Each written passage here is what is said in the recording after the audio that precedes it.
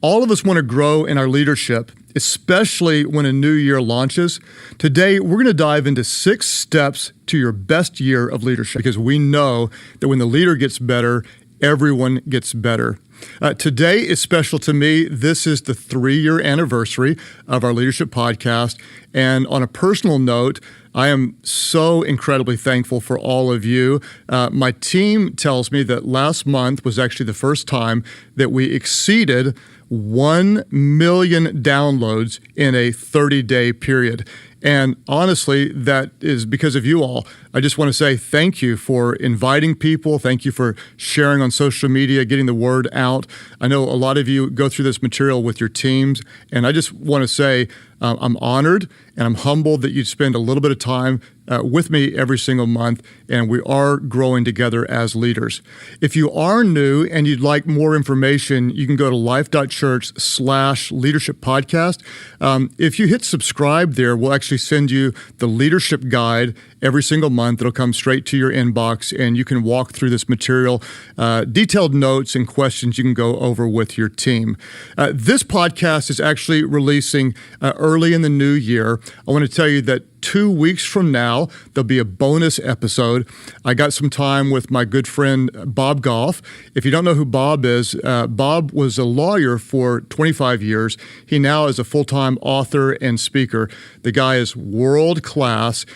He's written 2 New York Times best-selling books. His newest book is called Everybody Always. I asked Bob about leading difficult people, all sorts of other conversations that you'll enjoy. That'll release in 2 weeks from now.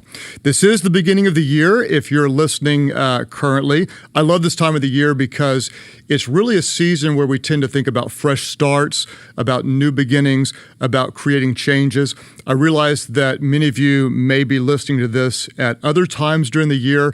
I want to tell you the principles, they do apply anytime. What we're going to talk about today is 6 steps to your best year of leadership.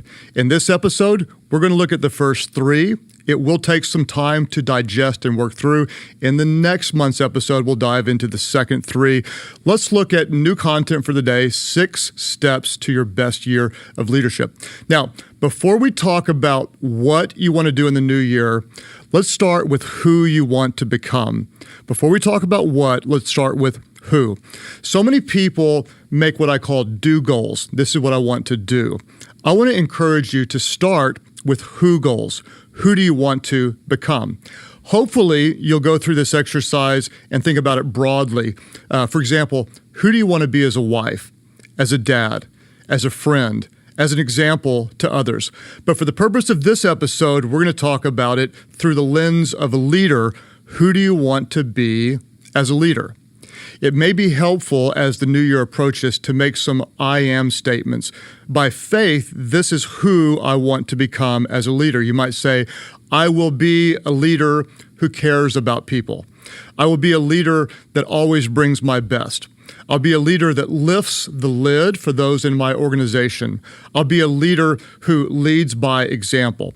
Start with the who, and then let the do overflow out of who you want to be. Based on who you want to become, what do you need to do? Think about the who, and then apply the who to the 3 steps we're going to talk about today. 6 steps to your best year of leadership. The first 3 would be these. You're going to need a discipline to start, the courage to stop, and a person to empower. A discipline to start, the courage to stop, and a person to empower. Let's start with a discipline to start. If you ask me, Craig, what's one thing that you do that's helped you to succeed and grow as a leader? I would answer very honestly, I've added one small discipline every year, one very small discipline. I'll come back and give you some of those disciplines in a little bit. But this is really important because so many people believe that success is the result of a few big steps. I tried this and everything worked. There's nothing further from the truth. I always say that small disciplines done consistently lead to big results over time. Let me say it again.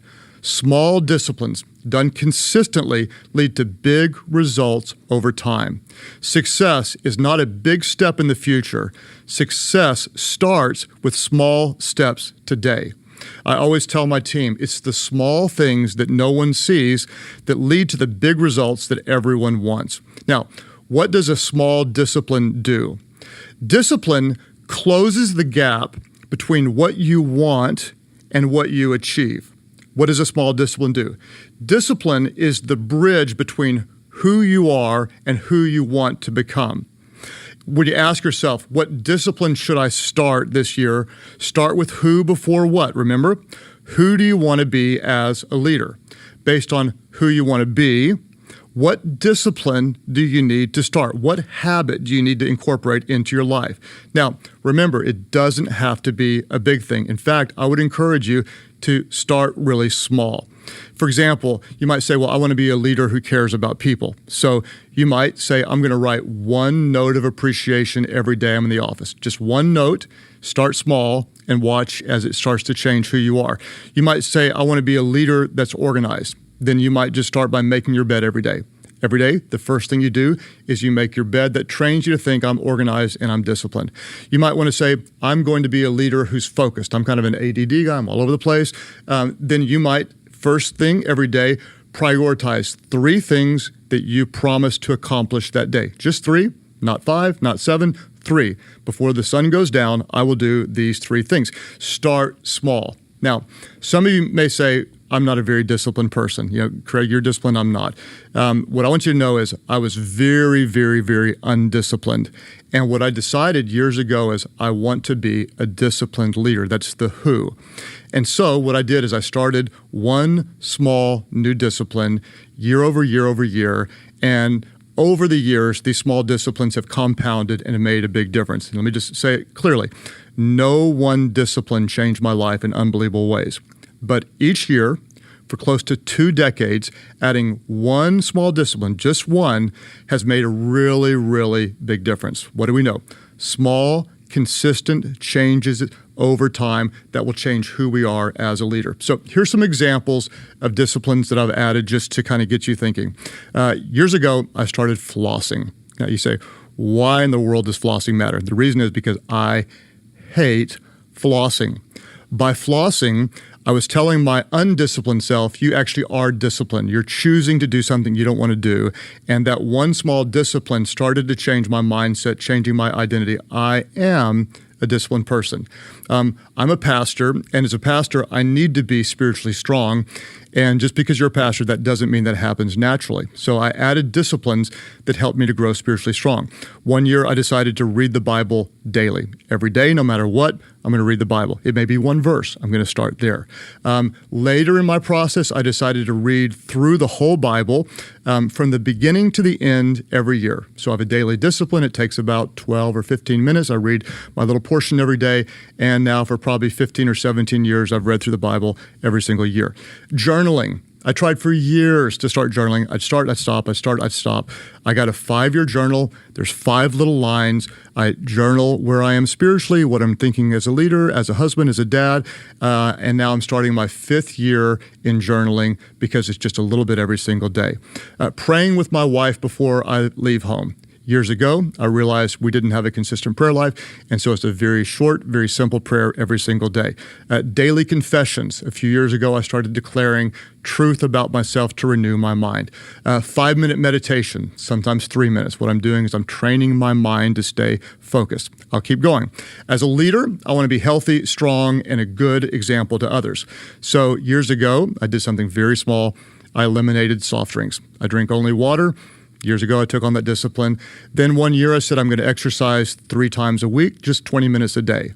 That discipline has now grown to 6 or 7 days a week for an hour, hour and a half. It started small. It's grown. Years ago, I said I'm going to cut out desserts to 1 a week. Now I added another discipline on that, which is I'll eat no more than 1 cheat meal a week. And honestly, it's probably about 1 a month. Okay, these are very, very small changes. 1 year, over another, over another, over another, that started to change my identity. I used to not be disciplined. Now some of these changes help me to see I'm a very disciplined person. This year, here's what I'm doing. It may not seem like a discipline to you, but it's important to me. This year, I'm celebrating the wins. Okay, I'll explain this to you. My organization is winning, meaning things are going good. but I often don't feel the wins. They feel distant. They're numbers that don't feel personal to me. So I've created little buckets that I'm going to put a penny in whenever I hit and do something that these buckets represent. For example, one bucket is a meaningful conversation. I'm rushed on the go so often that I brush by people. When I stop, slow down, and enjoy someone, a penny goes in the bucket to say, hey, there's a win. An act of spontaneity. Again, I'm so focus-driven that I often don't stop and just do something crazy. Last week, Amy and I booked a flight, called some friends of ours, met them out of town. Just, hey, for the heck of it, we're going to do something spontaneous, and there's a win. Unplanned generosity is a bucket. I see someone in need, we meet a need, a penny goes in. A day of planned rest. I often feel guilty when I take off. You know what? It's a win. Penny goes in. So I've got these little buckets to help me celebrate the wins. I want to recognize this is a great life, and I'm going to take time to slow down and enjoy it and celebrate it. You may say, okay, I'm going to start some discipline. Start with the who, let the who drive the do. Who do you want to become? Do what leads you to become the who you want to be as a leader. You may say, but being disciplined is hard. I'm going to tell you, choose your pain. You can choose the pain of discipline, or you can choose the pain of regret. What do we need to grow as a leader? A discipline to start. The second thing you need is the courage to stop. The courage to stop. As a leader or as an influencer, you want to go up, you want to rise. To go up, you have to let go.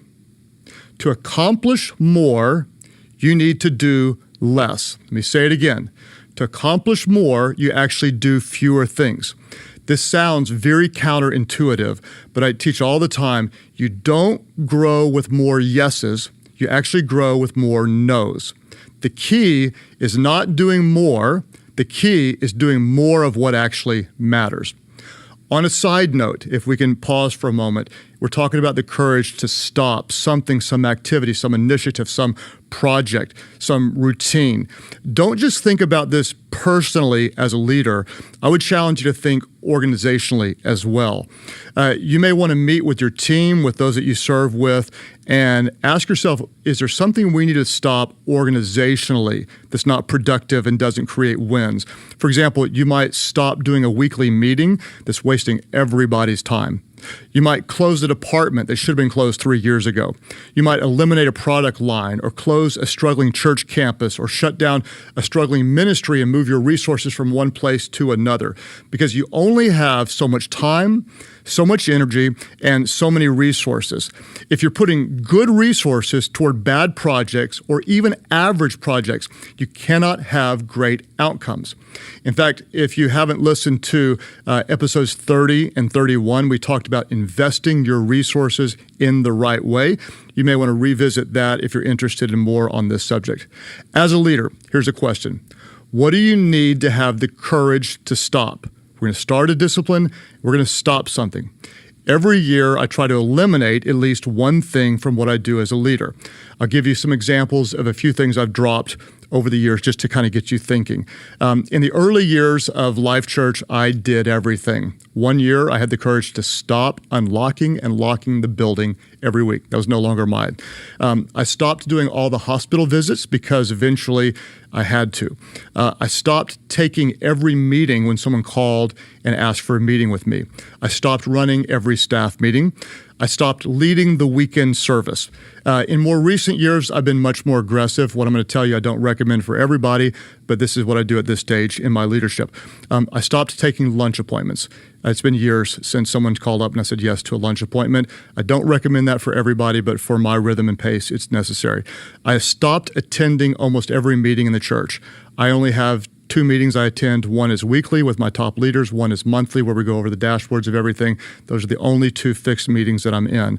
I stopped being involved in the interview process for staff members. I've interviewed those directly in my office and nobody else in the organization. I stopped managing my inbox. I stopped selecting locations for our new churches, and the list would go on and on. There were things that I needed to be involved in earlier on, but in order to focus on the areas that have the biggest return, I have to have the discipline to say no to things that I may even enjoy, but I'm going to empower other people to do those. Here's a question. What do you need to stop? To go up, you have to let go. This isn't easy, but I want to promise you, if you want to accomplish more, you actually do less. Focus your energy on the things that have the highest return. What do you need to do? You need a discipline to start. You need the courage to stop. And number 3, if you want to grow, you need a person to empower. A person to empower. If you don't empower others, here's a promise. You will become the lid in your organization. You aren't likely to build something great alone. Most likely, you build people, and together you build something great. Here's a fact. Over time, your organization doesn't become stronger by what you do. Your organization becomes stronger by who you empower. The previous point, we talked about the courage to stop. We talked about you stopping a task. Just because you don't do something doesn't mean the responsibility isn't important or that somebody else shouldn't do it. Maybe you don't do it, but you empower someone else who does. Ask yourself, what can you give away? What task can you give to? What responsibility can you give to somebody else? And then who can you give it to? John Maxwell, a leadership expert, said years ago, he said, if someone else can do something 80% as well as you, delegate it to them. I'm going to take it to another extreme. If you've got a team member that can do it 50% as well with upward momentum, with potential for growth, you may trust them with it, develop them, train them, and one day they may exceed your expectations. What are you going to do? Take one responsibility. Trust someone to oversee it, someone to accomplish it. And here are 4 things that will happen when you empower the right people. So number 1, they feel valued. Number 2, they will grow in their leadership. Number 3, you're freed to focus elsewhere. And number 4, your organization will become stronger. I promise you, the potential of your organization doesn't rest in your ability. The potential of your organization rests in your ability to empower others. Now, for more detailed information about empowering, listen to episodes 16 and 17. The title is called Creating an Empowering Culture. You may say, oh my gosh, this freaks me out. I want to control the outcome. Remember, you can have control or you can have growth, but you cannot have both. I hope you'll have your best year of leadership yet. Let's review, and I'm going to give you questions as we review to apply to your leadership. Before you think about what you should do in the new year, start with who you want to become. Based on who you want to become, what do you need to do? Well, number 1, you need a discipline to start. Small disciplines done consistently lead to big results over time. What does a small discipline do? Discipline closes the gap between what you want and what you achieve. Discipline is the bridge between who you are and who you want to become. Application question number 1.